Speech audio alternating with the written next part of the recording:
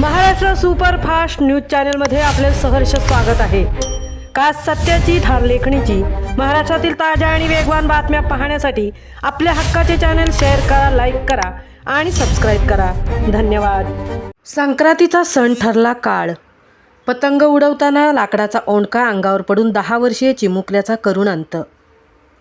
मकर संक्रांतीचा उत्साह आणि पतंग उडवण्याचा आनंद एका कुटुंबासाठी कधीही भरून न निघणारे दुःख घेऊन आला।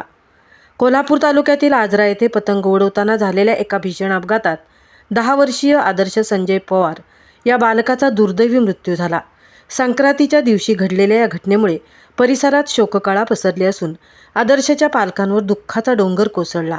मूळचे येरमाळा तालुका कळंब जिल्हा धाराशिव येथील असलेले संजय पवार हे पत्नी, मुलगा आदर्श आणि मुलगी आदिती यांच्यासह 15 दिवसांपूर्वीच आजरा येथे आले होते।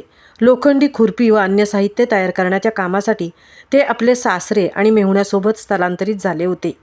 बुधवारी संपूर्ण कुटुंब काम करत असताना आदर्श आपल्या बहिणीसोबत एका लाकडी ओंडक्यावर उभा राहून पतंग उडवण्याचा आनंद लुटत होता। पतंग उडवण्याच्या नादात आदर्शचा पाय अचानक निसटला आणि तो खाली पडला। ज्या लाकडी ओंडक्यावर तो उभा होता तोच ओंडका त्याच्या डोक्यावर येऊन पडला। यात आदर्शला गंभीर दुखापत होऊन मोठ्या प्रमाणात रक्तस्राव झाला असल्याने तातडीने रुग्णालयात नेण्यात आले, मात्र उपचारापूर्वी त्याची प्राणज्योत मालवली।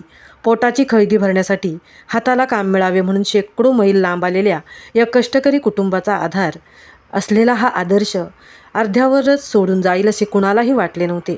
ज्या हाताने मुलाला पतंग उडवताना पाहिले त्याच हाताने त्याचा मृतदेह उचलावा लागल्याने आणि मकर संक्रांतीचा सण या दुर्दैवी कुटुंबासाठी आयुष्यभराची जखम देऊन गेला। महाराष्ट्र सुपरफास्टसाठी तृप्ती भोईर, कोल्हापूर।